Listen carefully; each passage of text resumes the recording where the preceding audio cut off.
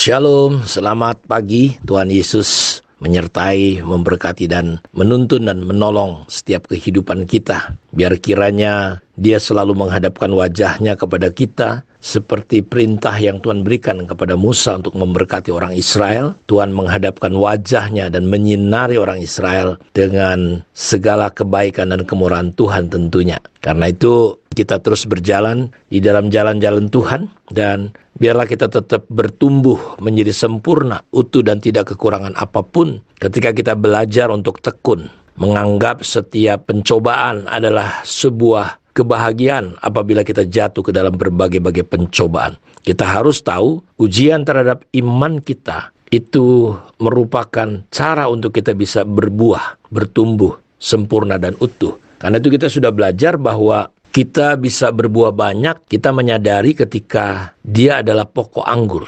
Dalam ayat 1, akulah pokok anggur yang benar dan Bapakkulah pengusahanya. Setiap ranting padaku yang tidak berbuah dipotongnya, dan setiap ranting yang berbuah dibersihkannya supaya ia lebih banyak berbuah. Di dalam ayat kelima, akulah pokok anggur, diulang lagi, akulah pokok anggur, dan kamulah ranting-rantingnya. Barang siapa tidak tinggal dalam aku dan aku dalam dia, ia berbuah banyak. Sebab di luar aku kamu tidak dapat berbuat apa-apa. Jadi kita sudah belajar bahwa kunci rahasia untuk bisa berbuah banyak adalah kita menyadari Yesus itu adalah pokok dan kita carang. Kita harus sadar betul-betul siapa kita. Kita hanyalah ranting.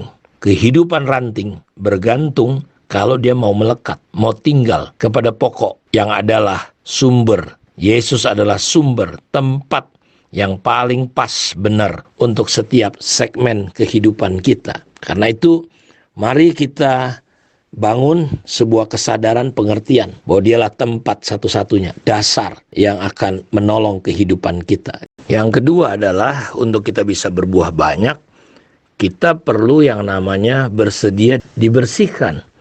Karena ayat itu berkata, setiap ranting padaku yang tidak berbuah dipotong, airo. Tetapi supaya kita bisa berbuah lebih banyak, Dia berkata setiap ranting padaku yang tidak berbuah dipotong. Setiap ranting yang berbuah dibersihkan. Tujuannya apa? Supaya dia lebih banyak berbuah. Jadi kalau kita pengen berbuah-buah banyak, mau nggak mau, suka nggak suka, kita harus punya kerelaan untuk apa? Untuk dibersihkan. Bersedia dibersihkan. Pokok anggur dan buahnya yang ada di ranting itu terkadang di Israel itu dia menjalar ke bawah. Terkadang dia daunnya terlalu rimbun sehingga menghalangi matahari, kena carang, daunnya banyak. Atau dia saking ke bawah, ada buahnya terkena lumpur ketika hujan. Sehingga ranting itu supaya dia bisa berbuah banyak lagi, dia memang harus dibersihkan. Iman yang sehat adalah kesediaan untuk setiap kita mau dibersihkan. Katairo, kalau dipotong airo, katairo, dibersihkan. Hidup orang percaya harus bersedia mengalami pembersihan. Kalau ada lumpur-lumpur, ada kotoran-kotoran, terlalu banyak pohon-pohon yang sehingga membuat dia menyerap, mengambil hal-hal yang nggak penting. Seringkali kan kita, energi kita, kerohanian kita, damai sejahtera kita rusak, diambil hal-hal yang nggak penting.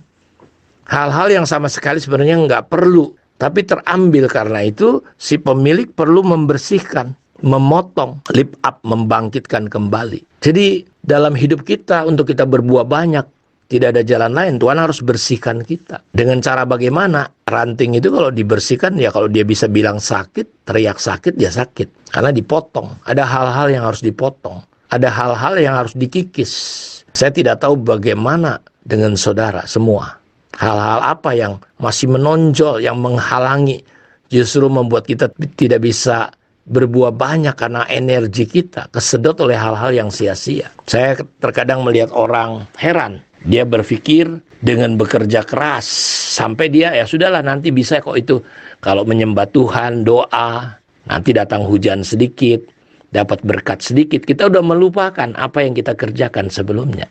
Kita tidak tetap tinggal, tapi kita cuma singgah seringkali. Jadi ranting yang berbuah baik pasti tidak akan pernah lepas, luput dari yang namanya proses pembersihan atau pemangkasan. Jadi si pengusaha kebun anggur itu akan memotong bagian-bagian yang kering dan yang tidak berguna.